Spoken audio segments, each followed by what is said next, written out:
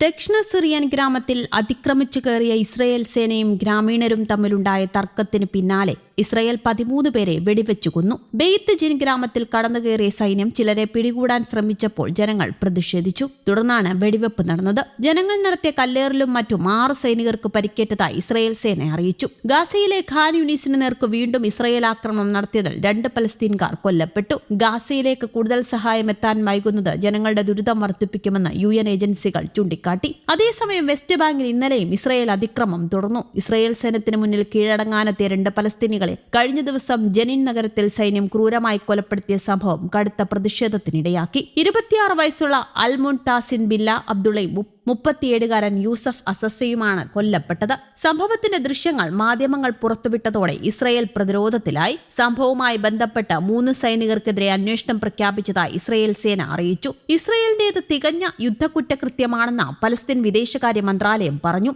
കിഴക്കൻ Jerusalem, Israel എന്നിവയുൾപ്പെടെ അധിനിവേശ പലസ്തീൻ പ്രദേശത്തിനായുള്ള ഐക്യരാഷ്ട്രസഭയുടെ സ്വതന്ത്ര അന്താരാഷ്ട്ര അന്വേഷണ കമ്മീഷൻ ചെയർമാനായി ഒഡീഷ ഹൈക്കോടതി മുൻ ചീഫ് ജസ്റ്റിസും മുതിർന്ന അഭിഭാഷകനുമായ ഡോക്ടർ എസ് മുരളീധരനെ നിയമിച്ചു. ഇസ്രയേലുമായി തുറന്ന ഏറ്റുമുട്ടലിന് ലെബനാൻ തയ്യാറെടുക്കണമെന്ന് ഹിസ്ബുള്ള മേധാവി നയിം ഖാസി നിർദ്ദേശിച്ചു. ഇസ്രയേലിന് മുന്നിൽ അടിയറവ് പറയാൻ തയ്യാറല്ലെന്നും കഴിഞ്ഞ ദിവസം കൊല്ലപ്പെട്ട സൈനിക കമാൻഡർ ഹൈതം അലി തബ്താബായുടെ ചോരയ്ക്ക് പകരം ചോദിക്കുമെന്നും ഹിസ്ബുള്ള മേധാവി മുന്നറിയിപ്പ് നൽകി. നവംബർ 19 പ്രതിരോധ മന്ത്രി ഇസ്രയേൽ കാട്സ്, വിദേശകാര്യമന്ത്രി ഗിഡിയോൺ സാർ എന്നിവർക്കും മറ്റുന്നത രഹസ്യാന്വേഷണ സൈനിക നയതന്ത്ര ഉദ്യോഗസ്ഥർക്കും ഒപ്പമാണ് നെതന്യാഹു സിറിയൻ പ്രദേശത്തെ ബഫർ സോണിൽ കടന്നിരുന്നു. നെതന്യാഹുവിന്റെ അപ്രത്യക്ഷിത കടന്നുകയറ്റമെന്നാണ് മാധ്യമങ്ങൾ ഇതിനെ വിശേഷിപ്പിച്ചത്. ഇസ്രയേൽ സിറിയ സുരക്ഷാ കരാറിനുള്ള ചർച്ചകളും മന്ദഗതിയിലാണ്. ഈ സാഹചര്യത്തിൽ US-നും സിറിയയ്ക്കുമെതിരായ മുന്നറിയിപ്പെന്നും നിരീക്ഷകർ ഇതിനെ വിലയിരുത്തിയിരുന്നു. സിറിയൻ ഇടക്കാല പ്രസിഡന്റ് അഹമ്മദ് അൽഷറ നവംബറിൽ വൈറ്റ് ഹൌസിലെത്തിയതിന് പിന്നാലെയായിരുന്നു ഇസ്രയേലിന്റെ നീക്കമെന്ന പ്രത്യേകതയുമുണ്ട്. സിറിയയുടെ വിദേശകാര്യ മന്ത്രാലയം നെതന്യാഹുവിന്റെ സന്ദർശനത്തെ അധികൃതവും അന്താരാഷ്ട്ര നിയമലംഘനവുമെന്നാണ് വിശേഷിപ്പിച്ചത്.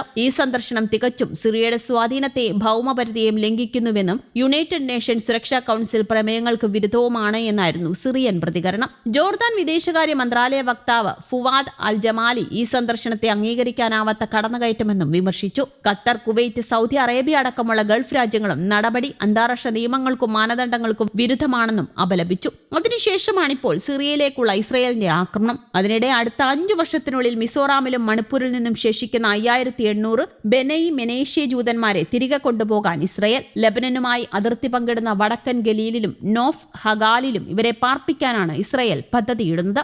വികസനം എത്താത്തതും ജനസാന്ദ്രത കുറഞ്ഞതുമായ ഈ മേഖലയിൽ ജൂതന്മാരെ പുനരധിവസിപ്പിക്കുകയാണ് ഇതിലൂടെ ഇസ്രയേൽ ലക്ഷ്യമിടുന്നത്. ഹിസ്ബുള്ളയുമായുള്ള സംഘർഷത്തിന് പിന്നാലെ ഇസ്രയേലികൾ ഈ മേഖലയിൽ നിന്നും പലായനം ചെയ്തിട്ടുമുണ്ട്. 2026 അവസാനത്തോടെ 1200 ബെനൈ മെനേഷ്യ ജൂതന്മാരെ ഇസ്രയേലിലേക്ക് മാറ്റും. 2030ഓടെയാണ് 2ാം ഘട്ടം തുടരുകയെന്നാണ് വിവരം. ഇസ്രയേലിന്റെ വടക്കൻ പ്രദേശമായ ഗലീലിയെ ജൂതവൽക്കരിക്കുന്നതിനൊപ്പം ഗണ്യമായ അറബ് ജനസംഖ്യയുള്ള ഗലീലിയുടെ സുരക്ഷ ശക്തിപ്പെടുത്തുകയും ഹിസ്ബുള്ള ആക്രമണം കാരണം താമസക്കാർ ഒഴിഞ്ഞുപോകുന്ന മേഖലയ്ക്ക് ശക്തി നൽകുകയും കൂടി ഈ നീക്കത്തിന് പിന്നിലുണ്ട്. ഇന്ത്യയിൽ നിന്നും ജൂതന്മാരെ എത്തിക്കാനും തുടർന്നുള്ള ആവശ്യങ്ങൾക്കും $27 ദശലക്ഷം ഇസ്രയേൽ കണക്കാക്കുന്ന ചെലവ്. വിമാനയാത്ര, പരിവർത്തന ക്ലാസുകൾ, പാർപ്പിടം, ഹീബ്രു പാഠങ്ങൾ, മറ്റ് പ്രത്യേക ആനുകൂല്യങ്ങൾ എന്നിവയ്ക്ക് വരുന്ന ചിലവാണിത്. ഇസ്രയേലിലെ നഷ്ടപ്പെട്ട 10 ഗോത്രങ്ങളിലൊന്നാണ് തങ്ങളുടെ വംശമെന്നാണ് ബെനൈ മെനേഷ്യ വിഭാഗക്കാർ അവകാശപ്പെടുന്നത്. BC 722 ഇസ്രയേലിൽ പരാജയപ്പെട്ടതിന് പിന്നാലെയാണ് ഇവർ ഇസ്രയേലിൽ നിന്നും നാടുകടത്തപ്പെട്ടത്. 1950 പാസാക്കിയ തിരിച്ചുവരവ് നിയമപ്രകാരം ഇസ്രയേലിൽ പൗരന്മാരല്ലാത്ത